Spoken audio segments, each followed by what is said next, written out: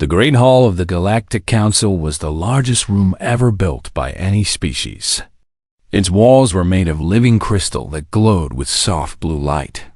Thousands of seats rose in circles around the central platform, and today, every seat was full. Representatives from 17 alien species had come to watch what would happen next. Commander Lisa Monroe stood on the central platform. She was a tall woman with gray eyes and short brown hair. She wore the dark blue uniform of Earth's diplomatic corps.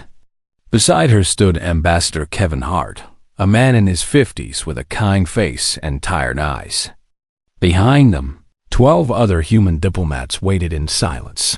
High Arbiter Zethral sat on a raised throne at the front of the hall.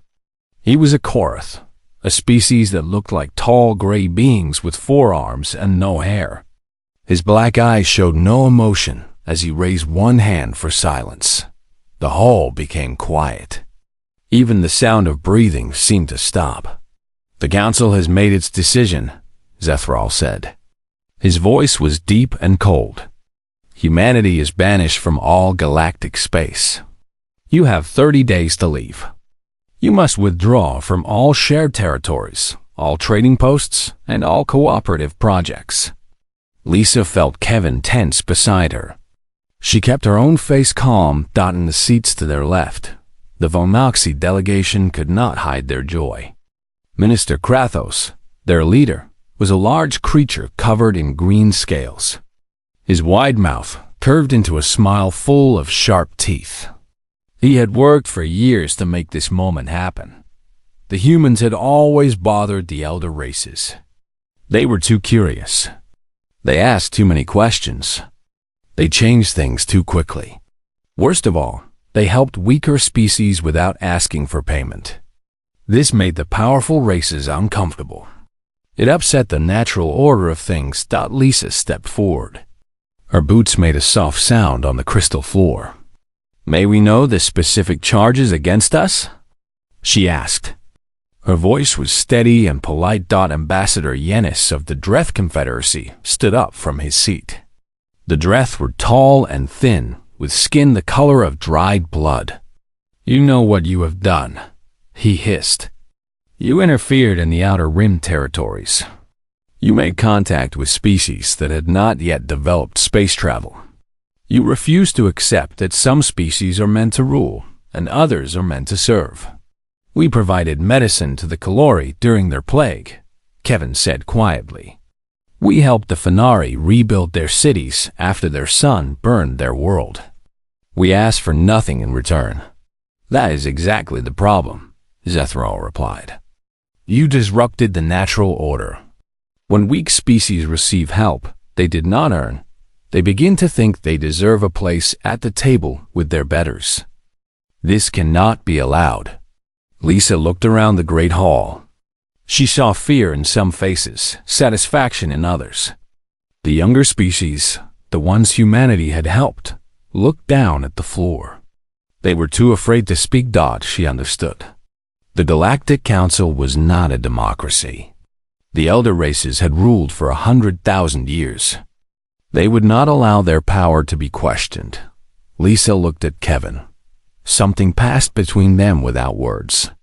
"Very well," she said. "We accept the Council's judgment. We will leave." The hall went completely silent.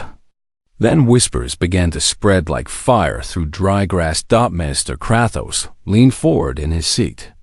This was not what he had expected. Humans were known for their stubbornness. They argued about everything. They fought for every small point. He had prepared for weeks of debate. "You accept?" Zethral asked. Even he seemed surprised. "Yes," Lisa replied. "If the Galactic Council does not want our presence, we will not force it upon you. We will begin withdrawal procedures immediately." She nodded to her delegation. One by one, the humans turned and walked toward the exit. Their footsteps echoed in the shocked silence. A young Velnoxy aide named Tith watched them go. Unlike his master, he did not feel joy. He felt something cold in his stomach. "That was too easy," he whispered to Minister Krathos. Krathos waved a clawed hand. They are cowards. They know they cannot win against our combined fleets. This is the only smart choice they could make. Tith was not so sure. He had studied human history. He knew what they had done when their backs were against the wall. He knew about their wars, their resilience, their strange ability to turn defeat into victory. But he said nothing more. He was young, and young Velnoxy did not question their elders. The great doors of the council hall closed behind the human delegation with a sound like thunder dot in the corridor outside. Kevin walked beside Lisa. The other diplomats followed in silence. Do you think they understand what they have done? Kevin asked. Lisa shook her head. No, they see us as a nuisance they have finally gotten rid of. They have no idea what our absence will mean. Should we have fought? We have the ships. We have the weapons. We could win a war, Lisa agreed. But winning a war would prove them right. They say we are dangerous. They say we upset the natural order. If we fought, we would become what they fear. So instead we just leave? Lisa stopped walking. She looked back at the closed doors. Sometimes the most powerful thing you can do is simply step away. Let them see what life is like without us. Let them understand what they threw away. She paused. We were not just trading partners or military allies, Kevin. We were the glue that held this galaxy together. We translated languages. We mediated disputes. We connected species that had nothing else in common. We solved problems that no one else would touch. And now? Now they will try to do all of that themselves. And they will fail. Not because they are stupid, but because they never paid attention to how much work it actually took. Lisa started walking again. We will go home. We will build our own future. And when they realize their mistake, when they come asking for help, then we will decide what kind of relationship we want with them. Kevin nodded slowly. And if they never come, then we will know they never deserved us in the first place. The human delegation reached the docking bay where their ship waited. It was a small vessel compared to the massive cruisers of the elder races, but its engines were more efficient, its sensors more accurate, its hull stronger. Humans built things to last on. Lisa paused at the airlock. Send a message to Earth, she told her communications officer. Tell them to begin the withdrawal. Every human ship, every human station, every piece of human technology. We leave nothing behind. Everything, Commander? Everything. If they want us gone, we will truly be gone. Let them live with the emptiness we leave behind. The ship lifted off from the council station and turned toward the distant light of Earth's sun. Behind them, the great crystal hall still glowed with blue light, filled with beings who were celebrating their victory. They did not know it yet, but they had made the worst mistake in galactic history. The humans left quietly. They did not make threats. They did not promise revenge. They simply gathered their things and went home. But absence can be louder than any words. And soon, very soon, the galaxy would learn what that silence truly meant. Across 1,000 star systems, humanity began to pack up and leave. On Viridian Station, Chief Engineer Danny Cole stood in the main power room. He was a big man with thick arms and a bald head. He had worked on this station for 12 years. He had rebuilt its entire power system with his own hands. Now he was taking it all apart. Station. Master Orleth watched him work. Orleth was a Karathi, one of the gray four-armed beings who ran this part of space. His normally calm face showed confusion and worry. You do not have to remove everything, Orleth said. The environmental systems, at least. They work so well now. Better than they ever did before you came. Danny smiled, but it was a sad smile. They are our designs, Station Master. The Council made it clear. All traces of human presence must be removed. But the air processors keep the whole station breathing. The water recyclers feed 50,000 people. The medical equipment saves lives every day. They were gifts, Danny said. We gave them freely. But gifts can be taken back. He pulled a circuit board from the wall. The lights flickered. Your people managed before we came. I am sure you will manage again. Orlith wanted to argue, but something in Danny's voice stopped him. There was no anger there, no bitterness. Just a quiet sadness, like a parent watching a child make a bad choice. How long until you finish? Orlith asked. 3 days. Maybe 4. And then what happens to us? Danny stopped working. He looked at the Karathi with eyes that had seen too much. That is not for me to say. I am just an engineer. I build things and I fix things. What you do after I leave is your choice. He went back to work. Orlith stood there for a long time, watching, until an alarm began to sound somewhere in the station. A pipe had burst. Without the human monitoring systems, no one had noticed the pressure building until it was too late. It was the first of many failures to come, on Thesan Prime, the agricultural world that fed 6-star systems. Human farmers loaded their seed vaults onto transport ships. Jane Collins had spent 20 years on this planet. She had arrived as a young woman, and now she was middle-aged, with gray in her hair and lines around her eyes. She had fallen in love with this world, and its purple skies, and its 3 moons. Now, she was leaving it forever. Governor Melika came to watch the ships take off. She was a Dasani, a species that looked almost human, except for their silver skin and large black eyes. The hybrid crops, Melika said. The ones you developed. They will keep growing, yes? Even after you leave? Jane looked at the fields that stretched to the horizon. The plants were already turning brown. No, she said quietly. They will not. Why not? Because they need special bacteria in the soil. We brought those bacteria with us. We grew them in our greenhouses. When we leave, we take the greenhouses with us.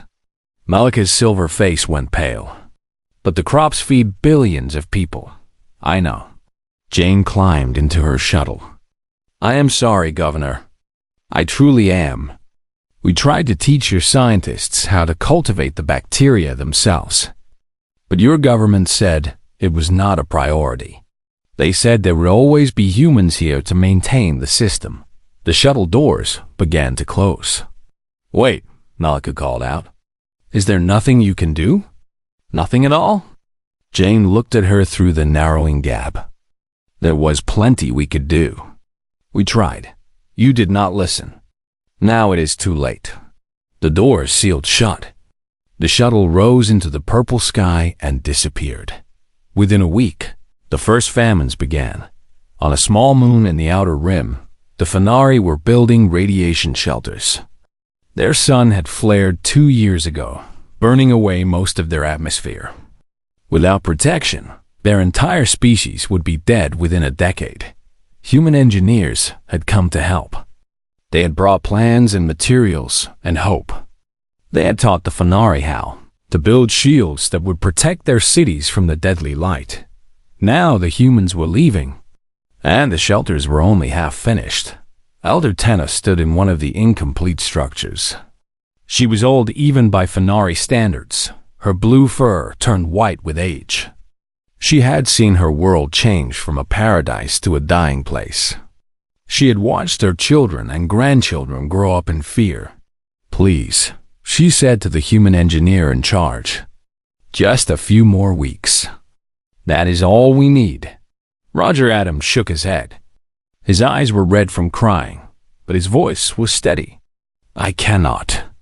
The council has ordered all humans to leave. If I stay, they will send ships to take me by force. And then they might punish your people for hiding me. We will die without the shelters. I know. Roger handed her a thick book full of diagrams and numbers. I wrote down everything. Every step of the construction process. Every material you need. Every measurement. Tana looked at the book. The words meant nothing to her. The numbers were symbols she could not read. "We do not understand your mathematics," she said. "We were learning, but we are not ready." Roger had no answer for that.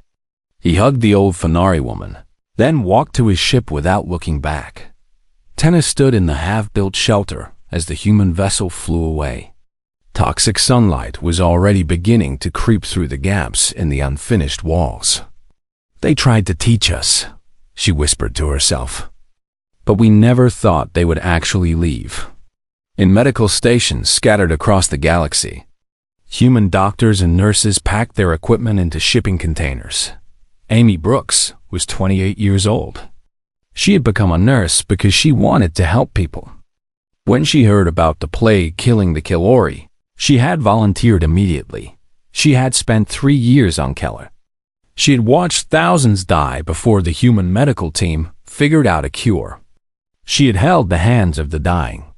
She had sung songs to frighten children. She had given everything she had to save as many lives as possible. Now she was saying goodbye. A young Kellori girl named Senna sat on a hospital bed. Her skin still showed the scars from the plague.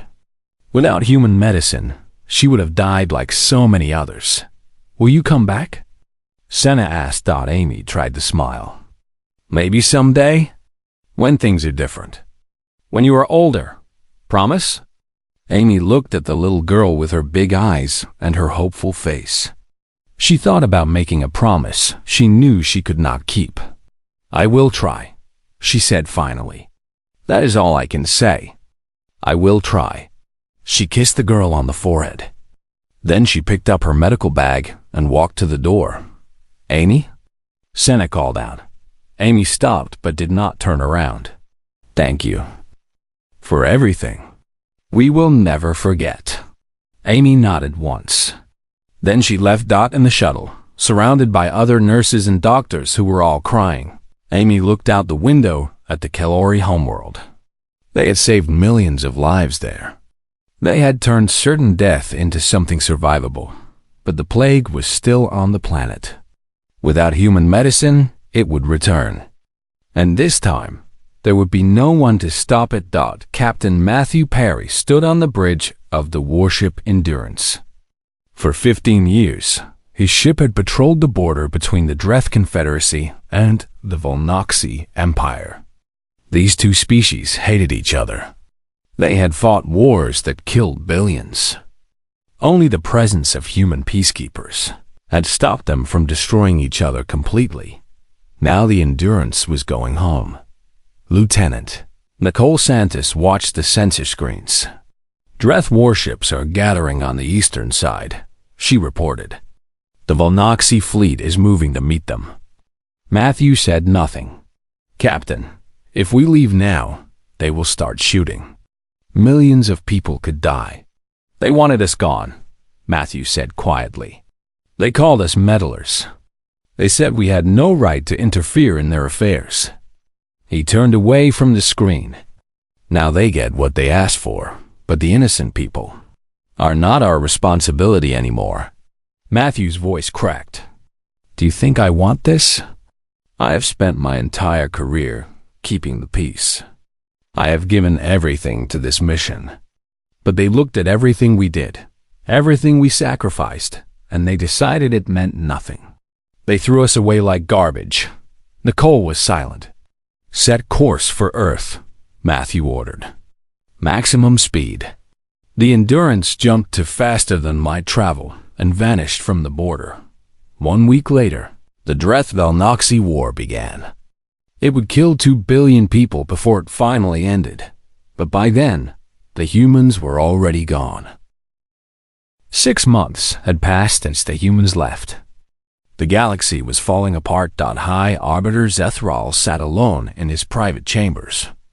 The room was dark. He had turned off all the lights because he could not stand to look at the reports on his desk anymore. Every report brought worse news than the last. Trade routes that had worked smoothly for centuries were now blocked by disputes. Translation errors between species caused diplomatic problems every day. Scientific research had stopped because no one could coordinate the joint projects anymore. And everywhere there was silence. Zethral had not understood how much the humans did until they were gone. They had been the talkers, the connectors, the ones who brought different species together. They learned every language. They found common ground where none seemed to exist. They built communication networks and maintained neutral meeting places and served as translators and mediators. Now, species that had grown used to speaking through human channels discovered they had forgotten how to speak to each other directly. The Fenari could not communicate with the Kilori. The Dasani could not understand the Karathi. Even species that had been allies for thousands of years found themselves unable to have simple conversations without misunderstandings, turning into arguments. Zethral picked up one of the reports. A trade dispute between two Meyer planets had turned into a shooting war because neither side could understand the other's surrender terms. 12,000 people dead over a miscommunication. He threw the report across the room. Minister, Kratos found out the truth about human value in the worst possible way. His daughter became sick. She was young, only 30 years old, and she had her whole life ahead of her. But a genetic defect in her blood was slowly killing her. Kratos brought the best doctors on Volnoxy to examine her. They shook their heads. There is nothing we can do, the chief physician told him. This condition has no cure among our people. Then find one, Kratos demanded. Search every database. Contact every species. The physician hesitated. The humans had treatments for this. Their medical records contained cures for over 10,000 genetic diseases from hundreds of different species.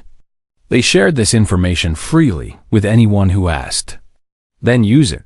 We cannot, Minister. When the humans left, they took their databases with them. And we never made copies. Kratos felt the floor shift beneath his feet. What do you mean you never made copies? We never thought we needed to. The humans were always there to share. They never refused anyone. We assumed they would always be available. Find them. Send a message. Ask them for the information. The physician looked at the floor. We tried, Minister. We sent messages to human space. They did not respond. Kratos remembered standing in the council hall, celebrating as the humans were banished. He remembered thinking that the galaxy would be better without them. His daughter died 3 weeks later. She was afraid at the end, and Kratos held her hand and told her everything would be all right. He lied to her because he could not bear to tell her the truth. She died because of his pride, because of his arrogance, because he had been too blind to see what he was throwing away.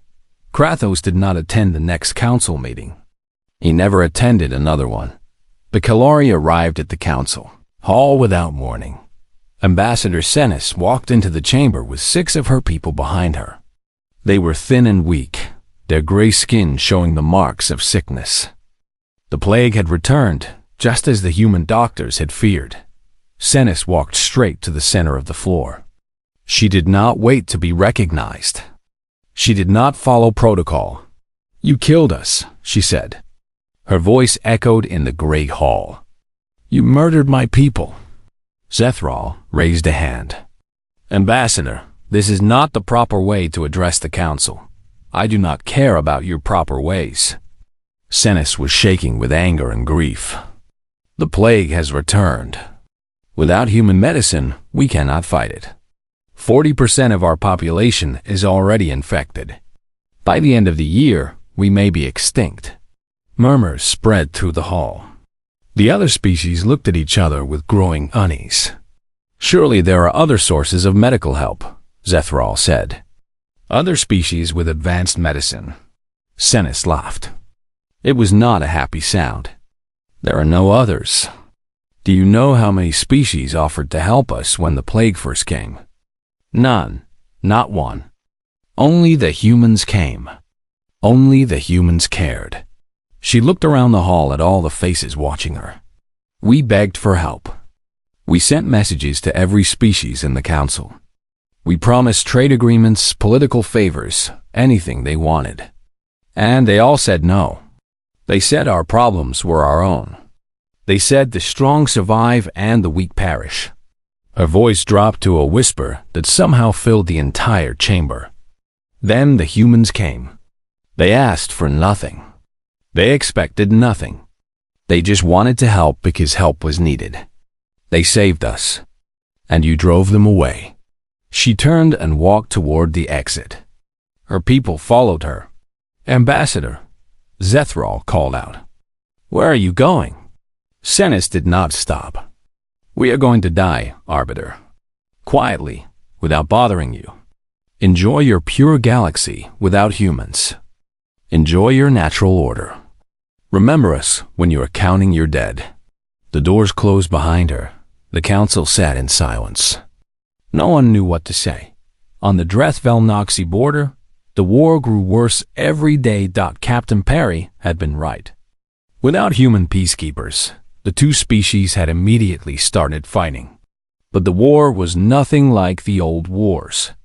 It was worse. Before, there had always been someone to suggest peace. Someone to carry messages between the enemies. Someone to remind them that they were all living beings with families and hopes and dreams. Now there was only hatred and death. The Dreth burned 3 Velnoxy colony worlds. The Velnoxy destroyed 2 Dreth shipyards. Back and forth, each side trying to hurt the other more. 2 billion dead in 6 months. And the killing showed no signs of stopping. On a dying Velnoxy warship, a young officer named Kel looked out at the burning wreckage of his fleet. He had joined the Navy because he wanted to serve his people. Now he was watching his people destroy themselves. Why are we fighting? He asked his commander. The older officer did not have an answer. Because they attacked us. But why did they attack us? Because we attacked them first. And why did we attack them? The commander was silent for a long time. I do not remember, he finally admitted. I think there was a reason once. But now we just fight because we have always fought. Kel thought about the humans. He had never met one, but he had heard stories. Stories about beings who talked to everyone, who found ways to make peace, who believed that all species could be friends. He wondered what a human would do if they were here now, but there were no humans. There was only fire and blood and the endless screaming of the dying. Far from the council, beyond the borders of galactic space, humanity was building something new. Lisa Monroe stood in the observation room of New Terra, the first human colony outside the old territories. Through the window, she could see construction ships building orbital stations around a blue and green planet.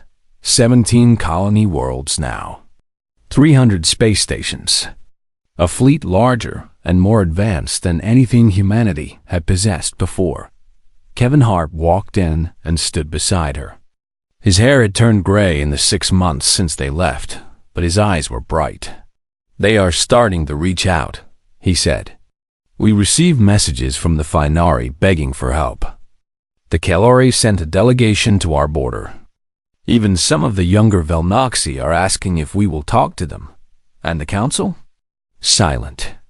Too proud to admit they were wrong. Lisa watched a cargo ship drift past the window, carrying supplies to the new settlements. Pride is expensive. They will learn that. Do we help them? The ones who are asking. Lisa thought about it. She thought about the little Kalori girl Amy had told her about.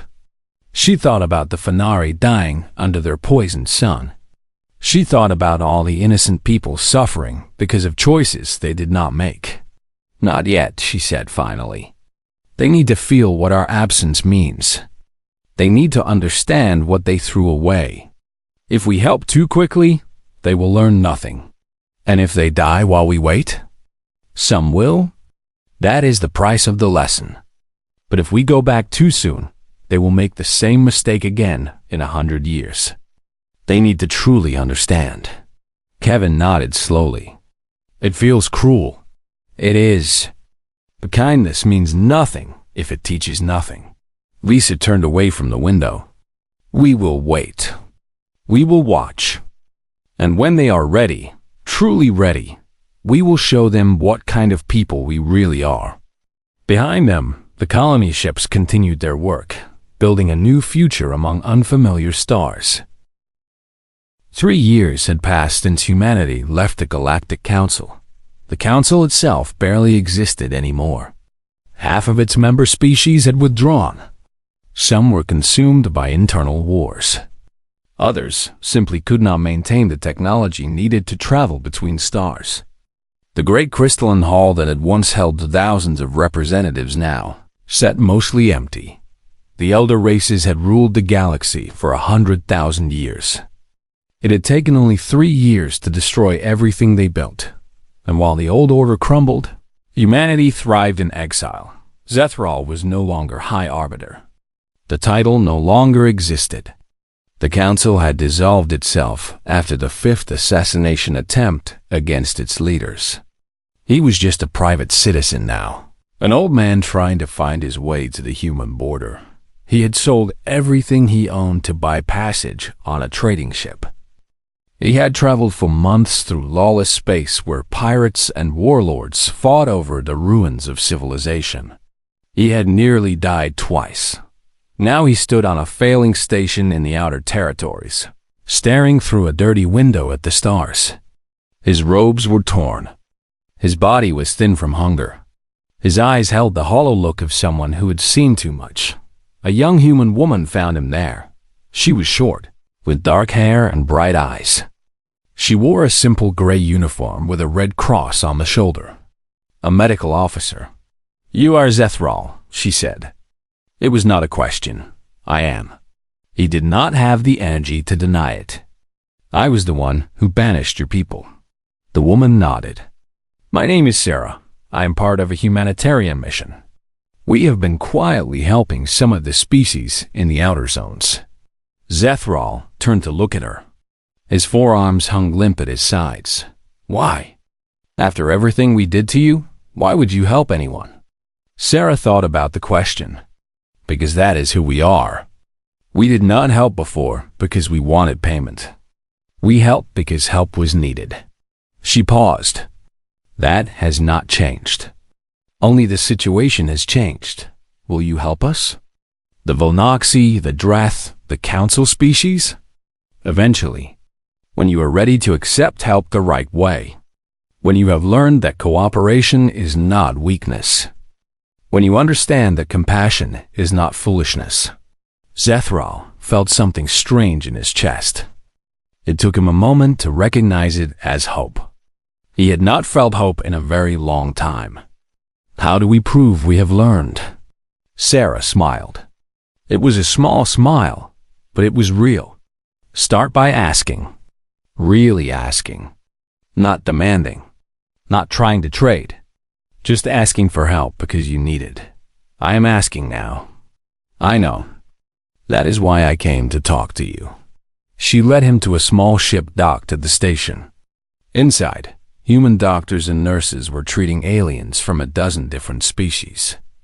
They worked without stopping, their faces tired but determined. "We never stopped caring," Sarah said. "We just had to wait until you were ready to let us care again."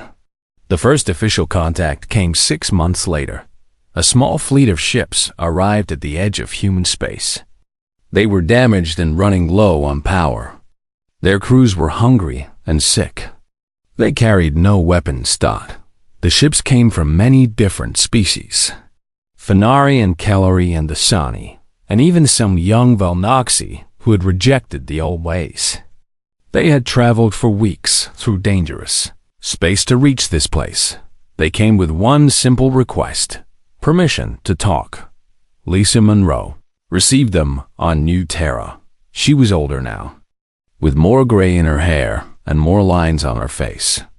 But her eyes were still sharp. And her voice was still strong.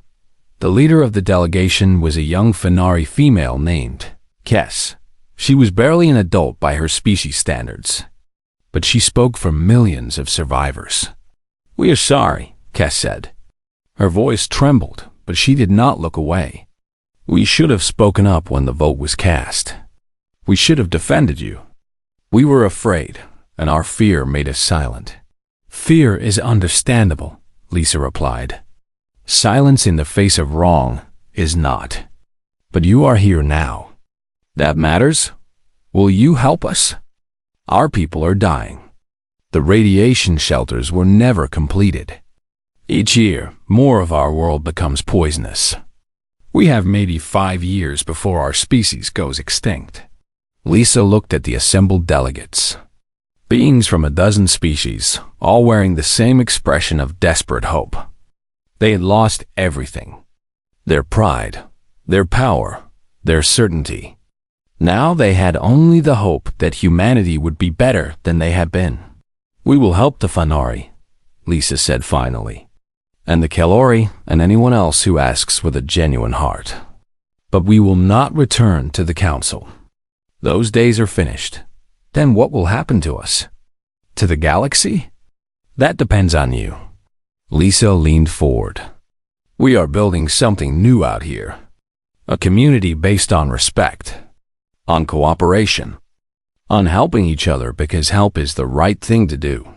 You are welcome to join us, if you can accept what that means." Cass glanced at the other delegates. "What does it mean?" "It means treating each other as equals. Not elder races and younger races. Not strong and weak. Just people working together. It means helping without expecting payment. It means valuing wisdom over power and kindness over strength. It means being more like humans," a Kelori delegate said quietly. Lisa smiled. "I suppose it does." The delegates talked among themselves.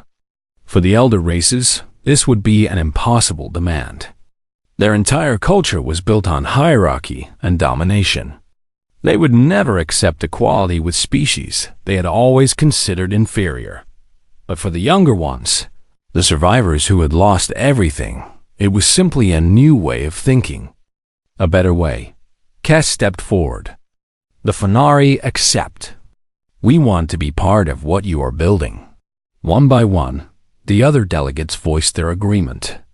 The Kelori, the Dasani, several smaller species that had never had a voice in the old council. It was not everyone. It was not even most. But it was enough. "Then welcome," Lisa said. "Welcome to the cooperative." Over the next year, the cooperative grew. Human engineers returned to Fenari Prime and finished the radiation shelters. Human doctors went to Keller and stopped the plague for a second time.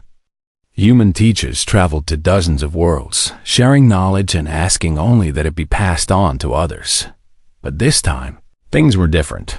The humans did not do the work alone. They taught and trained and stepped back.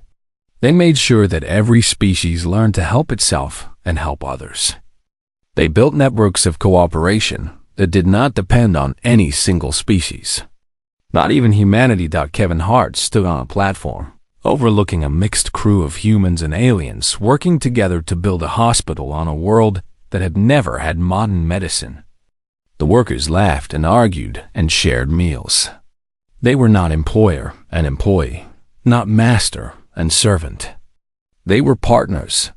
"It is working," he said to Lisa, who had come to inspect the progress. "It is a start," she replied. "We have a long way to go. The Dreth and Velnoxy are still fighting."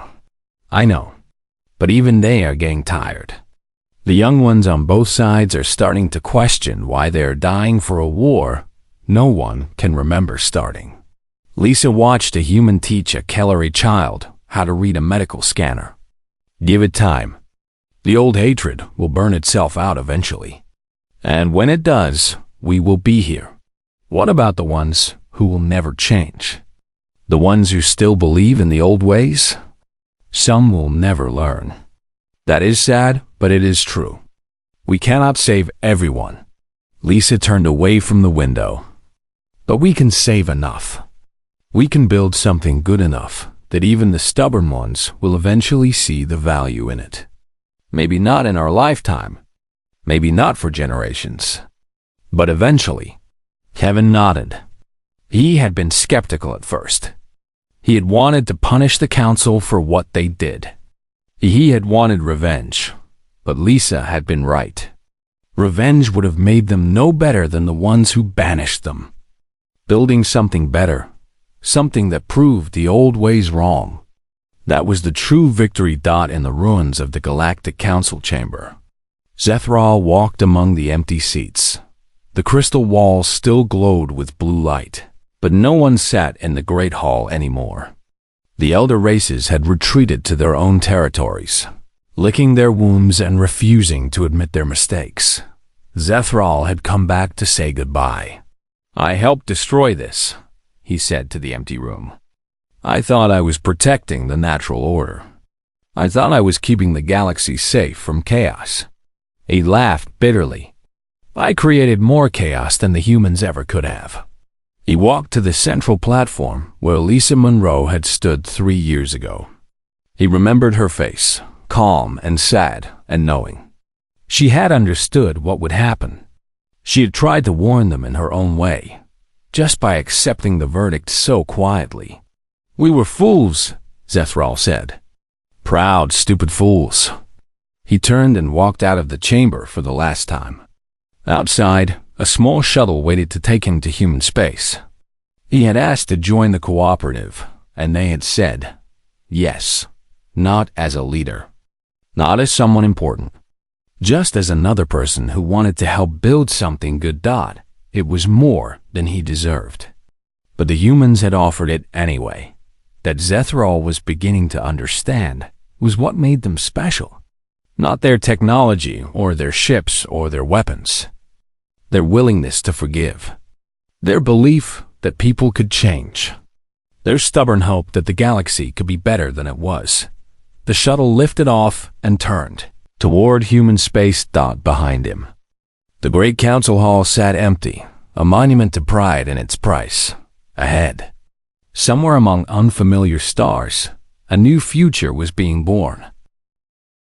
20 years had passed since the banishment. The galaxy had changed beyond recognition. The old Galactic Council was a distant memory. Its crystalline halls now a museum that people visited to learn what not to become. In its place stood the cooperative, a union of worlds built not on power and fear, but on shared purpose and mutual respect. Humanity was at the heart of it. Not as rulers or masters, but as partners. As friends. As the species that had shown everyone else what was possible when you chose kindness over cruelty. New Terra had grown from a single colony into the center of a thriving civilization. Its cities were built by dozens of species working together. Its schools taught children from 100 different worlds. Its hospitals healed anyone who needed healing, without asking for payment or proof of worth.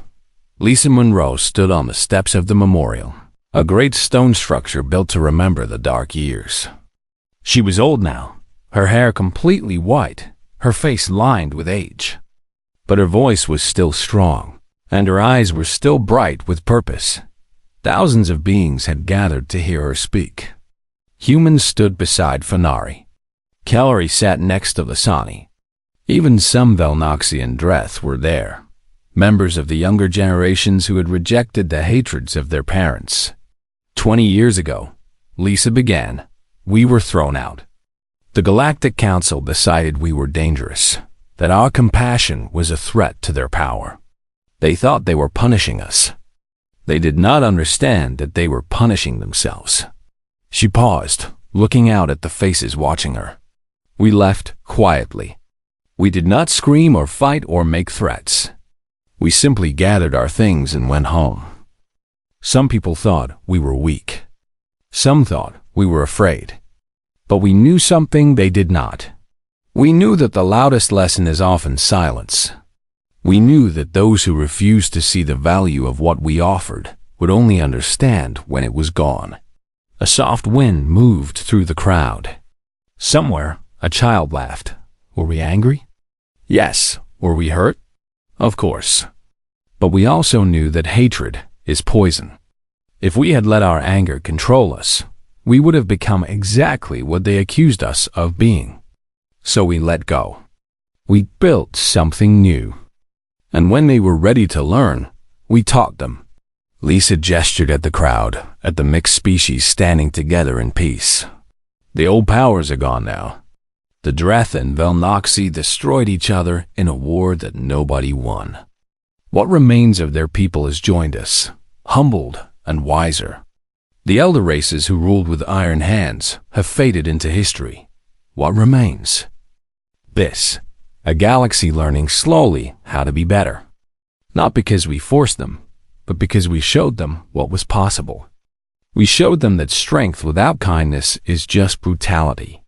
That power without compassion is just cruelty. That a species can be mighty and gentle at the same time. She smiled, and the lines on her face deepened with warmth. They banished us because they feared we would change them. They were right to be afraid. We did change them. Not through war or conquest, but simply by being who we are. We are humanity. We left softly, but our absence echoed across the stars. And when we returned, we brought something the galaxy had never truly known before. We brought hope. In the crowd, a young Velnoxi girl tugged at her father's hand. Her name was Mira, and she was 8 years old. She had green scales like all Velnoxi, but her eyes were curious and kind. She had grown up on New Terra, surrounded by humans and aliens who treated each other as family.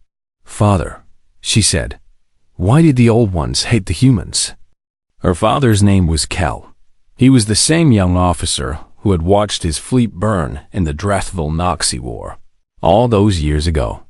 He had survived barely and had made his way to human space looking for answers. He had found them, and he had stayed. He looked down at his daughter, this child who had never known the old hatreds, who had grown up believing that everyone deserved kindness. They did not hate them, little one. They feared them. And sometimes fear makes us do terrible things. But the humans are so nice. Kel watched Lisa Monroe step down from the platform. The old woman was immediately surrounded by friends and well-wishers, people from every species who wanted to thank her, to touch her hand, to be near her. "Yes," Kel said softly. "That is exactly what frightened them." Above them, ships from 100 worlds traced patterns in the sky, a celebration of what the galaxy had become. Human and alien crews worked side by side on those ships, laughing and arguing and dreaming together. In the Fanari section of the crowd, Elder Tenna sat in a special chair designed for her old bones. She was over 100 years old now, ancient even by her people's long-lived standards. But she had lived to see her world saved. She had lived to see her great-grandchildren grow up under radiation shields that worked perfectly. Beside her sat Amy Brooks, no longer young but still a nurse, still helping wherever she was needed. "I never forgot you," Tenna said. "When we were dying, when we thought there was no hope, I remembered the humans who came to help us. I told stories about you to the children.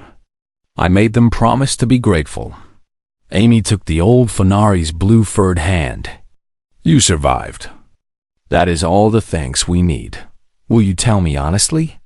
Did you think about leaving us to die? After everything the Council did to you?" Amy was quiet for a long moment. "Some of us did. Some wanted revenge. Some said you deserved what happened to you. And you?" "I thought about the little girl I left behind on Keller, Senna. I thought about her asking me to promise I would come back." Amy smiled through tears. "I could not keep that promise. The plague took her before we could return. But I promised myself that I would never let another child die when I had the power to save them. No matter what their species. No matter what their leaders had done." Tenna squeezed her hand. "That is why your people are special. Not because you are smarter or stronger, because you refuse to let pain make you cruel. As the sun began to set over New Terra, casting long shadows across the Memorial Plaza, the crowd slowly began to scatter. Some went to dinners and parties. Some returned to work. Some simply walked together through the streets of the city, enjoying the peace.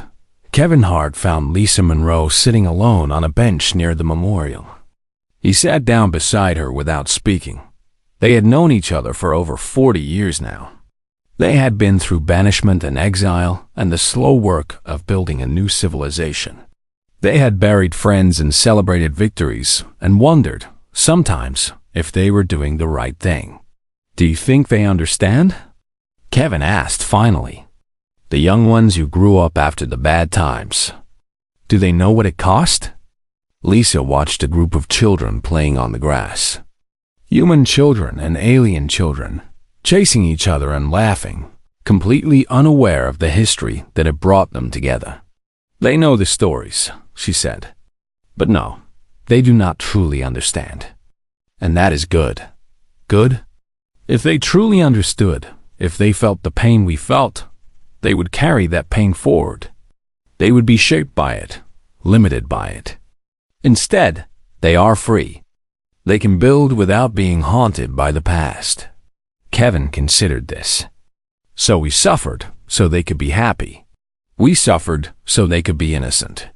Lisa stood up slowly, her old bones protesting. "That is the best gift any generation can give the next. Not wealth or power. Innocence. The chance to grow up believing that the world is good." They walked together toward the lights of the city. Behind them, the memorial stood silent under the emerging stars dot in the museum that had once been the Galactic Council chamber. A human guide was giving a tour to a group of young students from many different species. "This is where it happened," the guide said. His name was Danny Cole Jr., son of the engineer who had dismantled Viridian Station so many years ago. "This is where humanity was banished from galactic space." A young karate student raised her hand. "Why did they do it? Why did they send the humans away?" Danny smiled sadly. "They were afraid.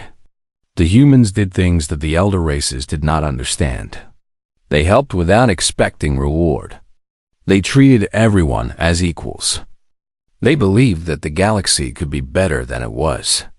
"That does not sound scary," the student said. "No, it does not. But the beings who had always ruled through power and fear, it was the most frightening thing imaginable. Because if the humans were right, then everything the elder races believed was wrong."